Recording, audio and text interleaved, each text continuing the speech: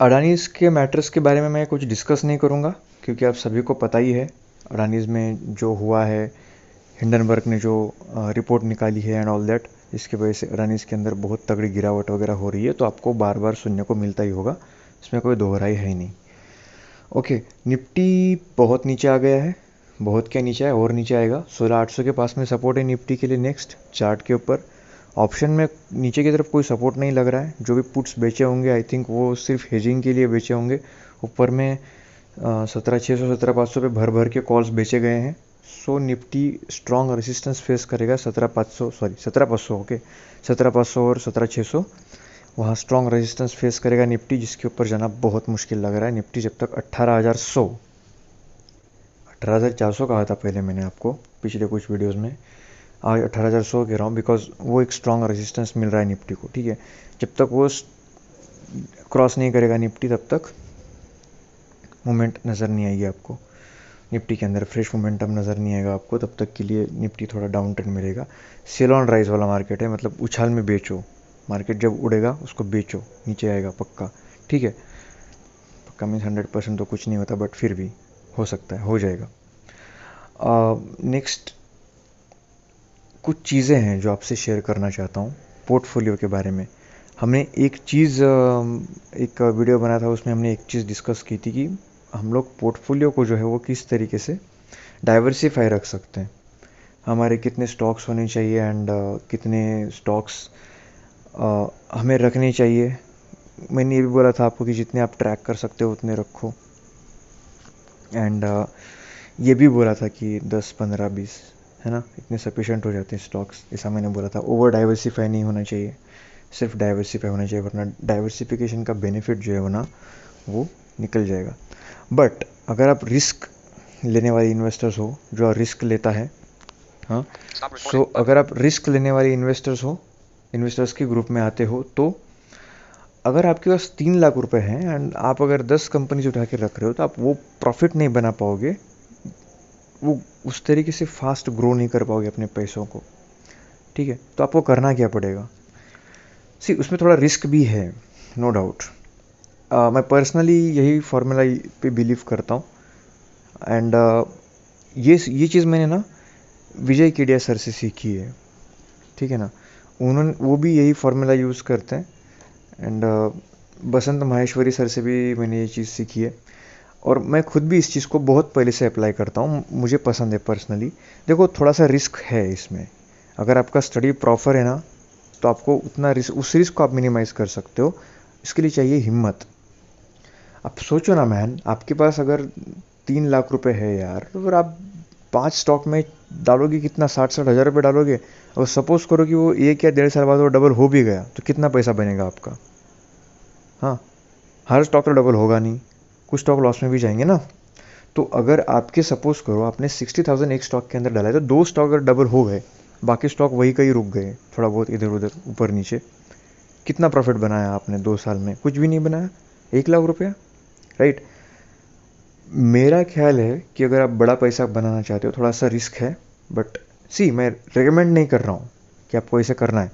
आप अपने अपने रिस्क को एनालाइज करो सबसे पहले, कि आप रिस्क कितना ले सकते हो। ज़रूरी नहीं है कि जितना मैं रिस्क ले रहा हूँ उतना सभी लोग रिस्क ले सकते हैं, और जितना सभी लोग रिस्क ले सकते हैं उतना मैं ले सकता हूँ, ये भी ज़रूरी नहीं है ना। रिस्क भी कैलकुलेटेड होना चाहिए, ऐसा नहीं कि अंधाधुंध। मैंने बोल दिया कि 50% स्टॉक आपको, अगर 1 लाख रुपया है तो फिर आपको एक ही स्टॉक के अंदर डालना है, तो जाके आइडिया में इन्वेस्ट कर दो, ना ना ना ना ना, this is not done. Stock में दम होना चाहिए, बिजनेस में दम होना चाहिए। ठीक है, without business and data, strong data, invest नहीं करने का उसके अंदर। अदरवाइज फिर वो तो वही हो गया अंधाधुंध, लाइक गैम्बलिंग हो गया। ठीक है, हम लोगों को गैम्बलिंग नहीं करना, सिस्टमेटिक इन्वेस्टमेंट करना है, बट उसमें हमको बहुत अच्छी कंपनी सिलेक्ट करनी है, 2 या 3, जिसके अंदर आपको पैसा डालना है। पैसा क्या डालना है? बड़ा पैसा डालना है। ठीक है, तभी तो आपको बड़ा पैसा बनेगा। सो वो अपने अपने रिस्क कैपेसिटी के हिसाब से है, तो आपको रिस्क को मिनिमाइज़ करते आना चाहिए सबसे पहले। रिस्क मिनिमाइज़ कहाँ हो जाता है? रिस्क मिनिमाइज़ हो जाता है जब आप बिज़नेस को सही से पढ़ते हो, आप कन्विंस हो जाते हो उस चीज़ को लेके, बिज़नेस को लेके, उस कंपनी के। ठीक है, आप पैसा डाल रहे हो बिज़नेस के लिए, शेयर प्राइस के लिए नहीं, है ना। वैल्यूएशन के ऊपर हम एक वीडियो लेके आने वाले थे, कल ज़रूर लेके आएंगे, ठीक है ना। सो अगर आप पैसा डाल रहे हो कंपनी के अंदर, तो बिज़नेस की डाल रहे हो, तो बिज़नेस को सही से एनालाइज करो, फिर आप रिस्क ले सकते हो, क्योंकि आपको फिर आइडिया पड़ जाता है कि कंपनी क्या करती है, कौन सी चीज़ों का इफेक्ट हो सकता है कंपनी के ऊपर, पॉजिटिव या फिर नेगेटिव, जो भी होगा, तो आप सावधान रहोगे। अगर आपको लग रहा है नेगेटिव इफेक्ट हो सकता है, तो आप पोजीशन काट दोगे, है ना। अभी यार आप येस बैंक में इन्वेस्ट कर रहे हो, मैंने कई बार तो भी सुना था कि येस बैंक 100 पे जाएगा, अब मुझे तो कोई नहीं लग रहा है। अभी वैल्यूएशन के हिसाब से अगर हम देखेंगे तो ये येस बैंक जो है वो HDFC से भी महंगा है। मैं आपको बताता हूँ बाद में वो सारी चीज़ें वैल्यूएशन के, इसमें हम लोग लाइव एग्जांपल से समझेंगे, ठीक है। सो ये फॉर्मूला है बेसिकली कि आप अगर छोटा पैसा लेके मार्केट में उतर रहे हो, तो आप ऐसा मत सोचो कि आप 10 स्टॉक खरीदोगे और 10 के 10 आपको डबल रिटर्न देंगे, नो, नॉट पॉसिबल, ठीक है। आपको कोई अच्छा सा एक कंपनी सेलेक्ट करके उसमें इन्वेस्ट करना पड़ेगा प्रॉपर तरीके से, बट कंपनी अच्छी होनी चाहिए। एक कंपनी में इन्वेस्ट करने का मतलब ये बिल्कुल नहीं है कि कोई भी कंपनी उठा के डाल दो, मतलब 7-8 रुपये का स्टॉक है कोई तो डाल दो, ऐसा नहीं। कंपनी स्ट्रांग होनी चाहिए, बिजनेस मॉडल स्ट्रांग होना चाहिए, उसका डाटा स्ट्रांग होना चाहिए, ठीक है। इस चीज़ की तरफ ध्यान रखो। मैं यही बताने के लिए आपको आया था। निफ्टी में कुछ नहीं है, मार्केट अभी भी डाउन ट्रेंड में है, मार्केट स्टेबल नहीं है। FIIs की तगड़ी सेलिंग आ रही है, DIIs बाय कर रहा है मार्केट को संभालने के लिए, अदरवाइज DIIs को भी मार्केट में इंटरेस्टेड नहीं है। ऐसा मत समझो कि DIIs बाय कर रहे हैं तो मार्केट में वो लोग इंटरेस्टेड होंगे, नॉट एट ऑल। वो लोग संभाल रहे हैं मार्केट को, क्योंकि FIIs जम के बेचे जा रहे हैं, मतलब बहुत तगड़े, बिल्कुल 2-2 हज़ार करोड़ की सेलिंग। आज का मैंने डाटा देखा नहीं है एक्चुअली सेलिंग का कितना है, बट कल का भी देखा था मैंने, तो कल का भी सेलिंग का ये आंकड़ा था लगभग 1400 करोड़ समथिंग, ठीक है। तो आपको ध्यान रखना चाहिए, मार्केट को संभालो, अपने पोर्टफोलियो को संभालो, मार्केट को पढ़ो अच्छे से। ये टाइम होता है जब मार्केट जब गिरता है ना, तो टाइम होता है स्टडी करके अपने वॉच लिस्ट में कंपनीज को ऐड करने का। अगर आपने अपनी वॉच लिस्ट को अगर मैनेज कर लिया सही से, तो आप डेफिनेटली बढ़िया पैसा बनाओगे, क्योंकि बेयर मार्केट में बहुत पैसा बनता है। जो बेयर मार्केट में विकेट टिका के खेलना पड़ता है ग्राउंड में, हम लोग अभी अपने पोर्टफोलियो को होल्ड कर रहे हैं और करेंगे भी, ठीक है ना।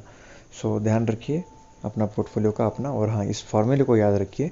लेकिन हाँ फिर भी मैं कह रहा हूँ, ऐसा नहीं कि मैंने बोल दिया तो आप ब्लाइंडली जाके इन्वेस्ट करोगे, या फिर किसी ने भी बोल दिया हो, किसी ने भी, चाहे विजय केडिया सर क्यों ना हो, कोई भी बोल दिया हो, उनका इंटेंशन सिर्फ ये होता है कि वो आपको बताते हैं कि ऐसे करो ऐसे करो, बट वो कौन सी चीज़ को सबसे पहले मेंशन करते हैं कि आप सही बिजनेस सेलेक्ट करो, कोई भी रहे, मैं भी, कोई भी।